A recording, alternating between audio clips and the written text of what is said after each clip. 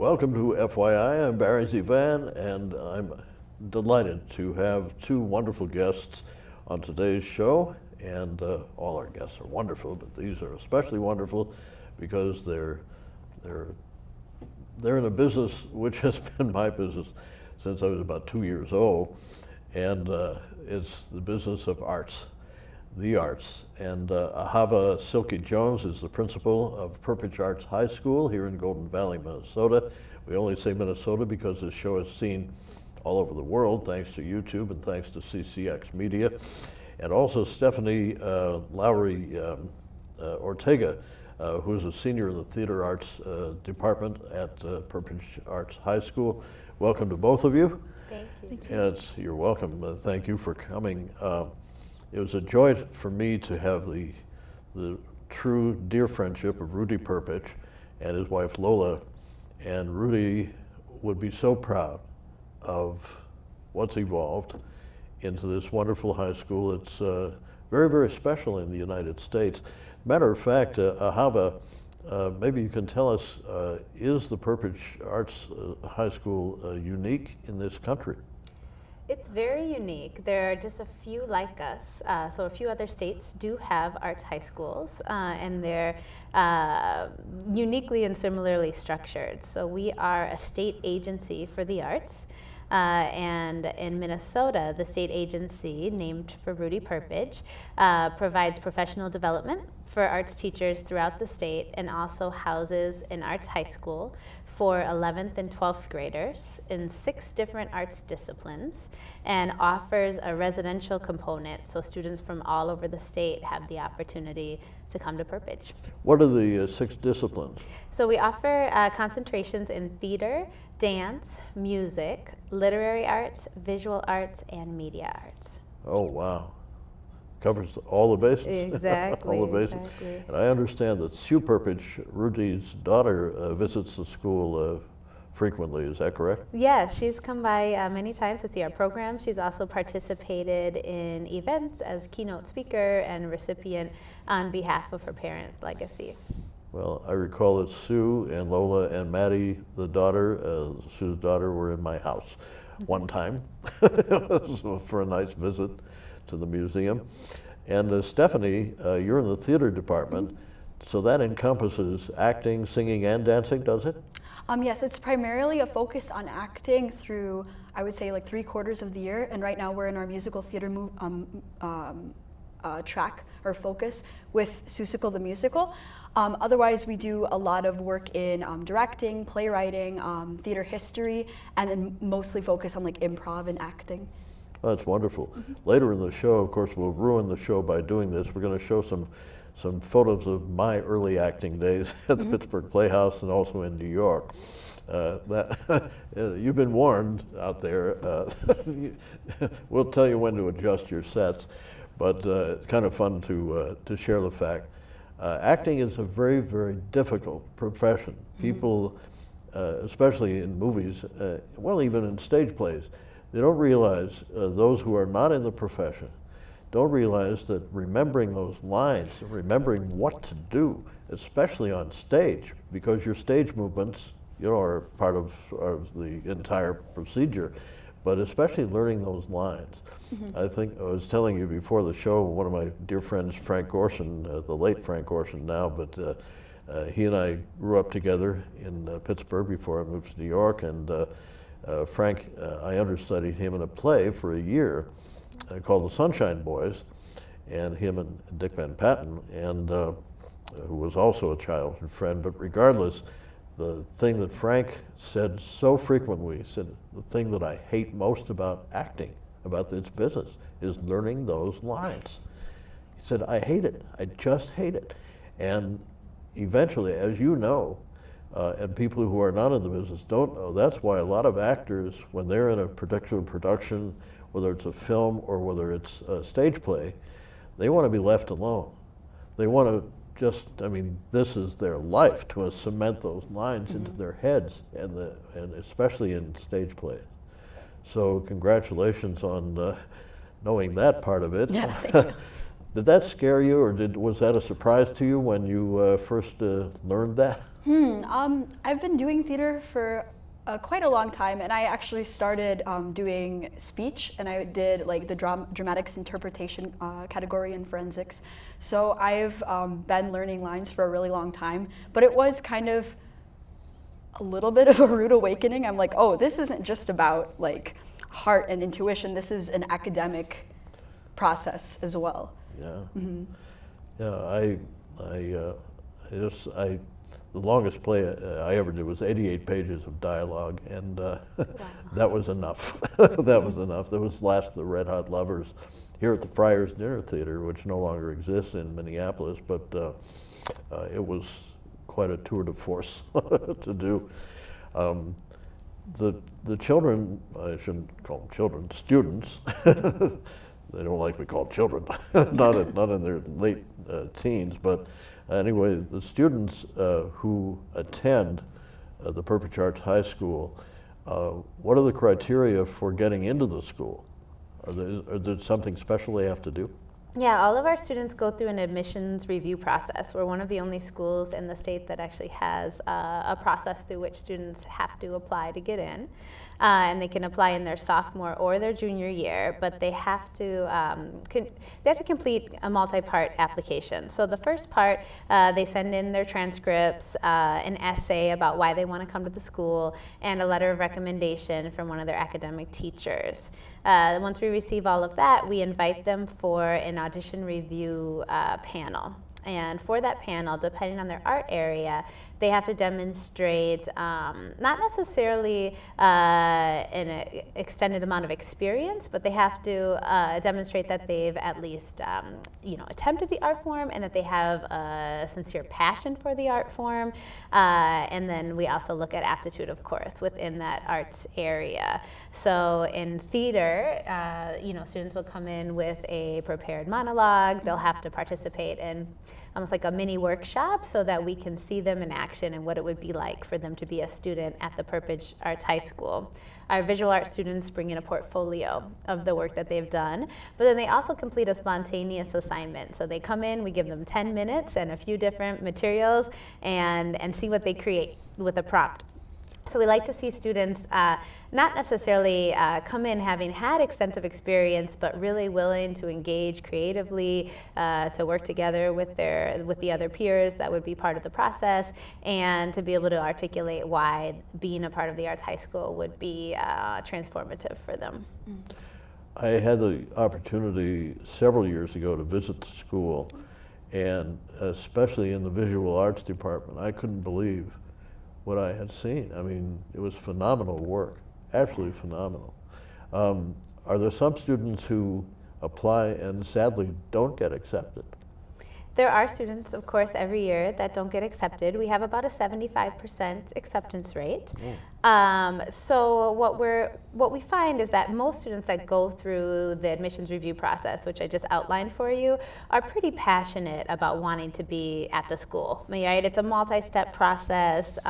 It really requires for students to be able to articulate, the importance of the school. So by the time we get to the admissions review process, really students might not be selected if they, really don't have an aptitude at all for a particular art area that they've applied for. But more often, it's just if we're not quite convinced that this, means the world to them. I mean, it's like I said, I go back to that passion piece every time. We want students, regardless of what their experience is coming in, that they're going to work hard, that they're going to be a part of the community, that they're really going to push themselves. And if we're given that, combination of passion and skills, we really are able to see a tremendous amount of growth from students once they come to the school. From the time they apply to the time they're accepted, how long a time is that? It depends on when they apply. Our priority deadline is February 1st. So if a student applies February 1st, they would go through the admissions review process in March, and they would find out early April. We do have academic requirements as well. So they have to, pass their classes and be on track for graduation and be able to handle the rigor that Stephanie talked about a little bit with the academic aspect of the work as well. So presuming they are on track when they complete either their sophomore or junior year, and then they would matriculate in August. But it's about a 2-month process. Is there a recruitment process too? I assume with all the high schools we have, especially in the Twin Cities, I would imagine there are hundreds. Do you go around to the schools and say, hey, guess what? We exist. Do you want to do this? Yeah, that's a really important part of the equation. We do a lot of work with community organizations, especially arts organizations that might attract students that we think are already engaged in the arts outside of the school day, but would appreciate the opportunity to continue more of an artistic experience during the school day. We also work with middle school students so that as they get into high school, they're thinking about Perpich as an option.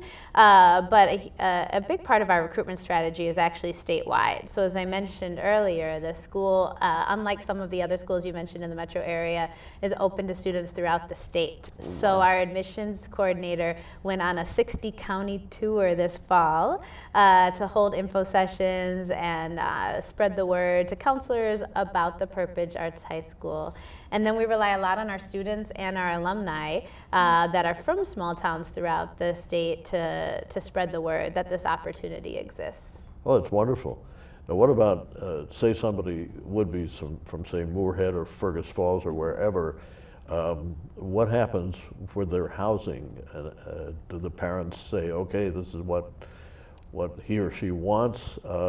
Okay, we'll find them a group to house with, or how does that work? No, we actually have a dorm on campus. Oh my gosh. So for students that live in greater Minnesota, their parents do have to, let them go away from home at a younger age than the traditional college time. But we have a dorm right on campus, so students can live at the Perpich Arts High School. Now, if they live within a 15-mile radius, we do require that they go home every weekend, so we want to maintain that connection with their families. And then even for our students that might live 4 or 5 hours away, we do a mandatory dorm close once a month. And once again, that is to allow students to reconnect with families. So it's a 3-day break. So there's usually no school on that Friday or Monday, and we'll have a staff professional development day so that students have time to reconnect with families. It's wonderful, very well thought out by those who created the school. That's marvelous. Do you feel, Stephanie, that you're able to get what you need to move to the next step, which would be, as we talked before the program, New York, to try to hit Broadway and so forth? Do you feel that it's strong enough? I think the biggest thing I've learned this year is that I have a lot more to learn, which is really important, because I think that a lot of people who go to traditional high schools go through the program thinking that they're like the top because they're one of the few people who are as passionate about it, since they're in an environment that might be more sports driven. And so I think that to be in an environment like Perpich, where you realize that there are people who have been doing this a lot longer than you and might know more than you, you realize that you have to just do that much more work, and that it's a lifetime commitment. It's not just, hey, I'm talented, I'm gonna jump right in. It's I gotta work for the rest of my life to get there, and that's been a really great thing to learn, and I'm surrounded by a lot of passionate, talented people, and I'm learning a lot just at Perpich, so. It's wonderful. It triggers a memory. As I said later on in the program, fairly soon, we'll see some photos of my early acting days, but one of my acting pals in drama school was Silkey-Jones, who later starred in Oklahoma and Carousel, et cetera, became Mrs. Partridge on the Partridge Family, which most people know. But Shirley described in her book the fact that when she went to New York, she was originally going to go become some sort of a physical physician or something anyway, but she decided, because she had such a fabulous voice, and she had acted in one play in Pittsburgh in which I was with her. It was a musical, and her singing voice was spectacular. But she went just on a whim to an audition for Richard Rodgers and Oscar Hammerstein for Oklahoma. And they also had on Broadway at that time South Pacific. Well, they loved her singing, And they kept her there for 3 hours. And she got a part right away on Broadway in South Pacific. That's how much she had to work for it. And she has always said many times on interviews, she thought that's the way it always happened to everybody. Yeah, you go in for 3 hours and you'll be on Broadway. So, wrong. But the real, of course, the real story is pounding the beat and taking rejection. Another friend of mine, Jack Valenti, not to interject so much of mine, but this I think will help you or some of the students who might be watching. Jack was the head of the Motion Picture Association of America, and right now his daughter Courtney is head of production at Warner Brothers. But some student at a seminar asked Jack, "Do you think I should really become an actress?" He said, "Well, if you like the words no, and the words rejection, and don't call us, we'll call you, etc. Yeah, go into it." Because it is a tough, tough business. One glimmer of hope, though, is now there are so many production companies around across the country from which people in New York send talent agents to watch performances and so forth and so on. And it's not impossible. It's not impossible. Just when you say give up, that's the day to not give up. So, pardon my geezer interpretations here, but I just wanted to share that. Do you feel that when you decided that it wasn't so daunting to learn lines, etc., do you have any secrets for learning lines? Ooh, I have lots of secrets for learning lines. This is maybe not a secret because I think it's a pretty common practice, but I write down my lines in a notebook over and over and over. And I guess what my process looks like for like learning monologues, I will look at it, I'll read the first 2 lines, I'll write them down, I'll say them like 10 times over and over. I'll walk around my room, I'll like pace, and then once I get those 2 lines like in my head, I'll just do it with the entire thing, and then I just do it in chunks, and then I try to do the whole thing all together, and if I can get it all the way through without messing up, I'm good. Oh, congratulations, Yeah. That's fabulous. That's one of the secrets. Yeah, I'm taking notes. So as principal of all these disciplines, you have a busy job.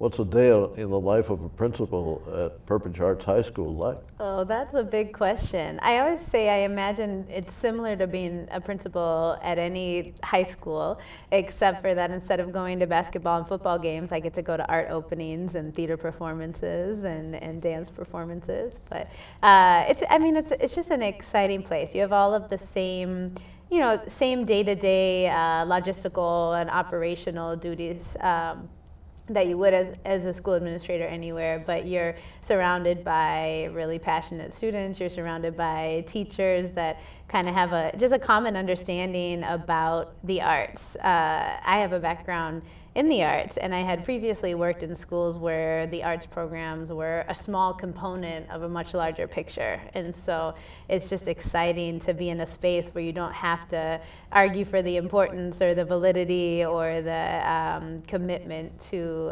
artistic practices. So I think that's So what what is your background in art? I was a dancer by trade, and never really planned to pursue the arts as a profession. It was just always a passion and love of mine. And so once I got into education, finding the intersection between the two was just an exciting discovery for me, but it wasn't necessarily the path that I set out on. So did you dance in Chicago and New York or Boston or whatever? Not New York, in Chicago I did when I first moved there, yeah. Yeah. And for any companies, ballet company or dance companies we would know, or? Probably not. Smaller operations, and as a college student. By the time I got out of college, I was more in the administrative role than a performative role. Yeah. I saw on the lawn of Perpich Arts High School, I only live 5 minutes from your school, but I've seen the sign that says apply now.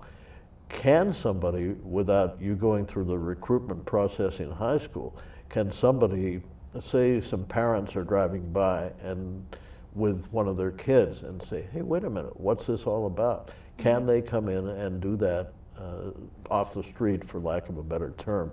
rather than being recruited from a high school. Oh, absolutely. So if we had a parent or family driving by that wanted to find out more information, they could just stop by the school. We have lots of materials to pick up. We have information sessions that we hold monthly on Saturdays, and then they can opt in to apply. They just go on the website and follow the process, and then we would bring them in for a review, just as we would an individual that was recruited to come to the school. Oh, it's wonderful. Yeah. I'm still fascinated by the dormitory aspect. My goodness. Somebody was thinking, that's for sure. Well, it's a wonderful component from an access perspective, but it's also really wonderful for community and culture building. So our school stays open until 8 o'clock for students to use the art spaces. And so for the students living in the dorm, they can stay after school, or they can go back to their dorm, do some homework, and then come back and work on a ceramics project, or reserve time in the dance studio, or just continue to be a part of the school after hours. So it's a really nice offering that we're able to provide. I think one of the things to me that was the most fascinating was several years ago, and you're probably very familiar with this story. One of the students had an affection for Julie Andrews, and of course, Julie, one of the gigantic giants of this business, and I think he wrote her a note in Switzerland about the school or something, and by golly, she visited the Perpich Arts High School. Wow. Did you know that? I did not. Yeah, she was here. In fact, Channel 11 here covered the story because they're based in Golden Valley too, as are you, but it was phenomenal because I was told how she got here, and it was just, God bless her, she took to this letter from this student saying, please come to our school and talk about your life. And she did. She was there for a big part of the day. That's amazing. Then went back to Switzerland. Anyway, yeah, phenomenal. I would like to share, just for the fun of it, and these pictures, by the way, are in my book. We'll shamelessly plug at the end of the show, as we do always. But I want to share right now some pictures of my early acting days. And what you'll see right now are some of the photos from my acting at the Pittsburgh Playhouse with Shirley-Jones, by the way, not in these photos, but Shirley and I took our first drama lessons together there before she became Miss Pittsburgh in 1951. But we took our drama lessons in 1948, and as these pictures are flying by, you'll see in a play called The Happy Time, one of the actors with whom I'm seen became the husband of a lady named Jean Stapleton, who became Archie Bunker's wife in All in the Family, and of course, a wonderful actress. And my older daughter, when we were living in Washington, D.C., had a mini date with Jean Stapleton's son, John Putch, who the drama teacher's name was Bill Putch. And so whenever we would see Jean on screen, we would say, well, there's the mother of you, the person you dated, so there you go. And then some of my more tough guy looks were from my New York acting days. So yeah, there was all that hair. My goodness, all that hair. Where did it go? But anyway, and I played some tough guy roles on television, tough teenager roles, I should say. So it was fun. Those were fun days.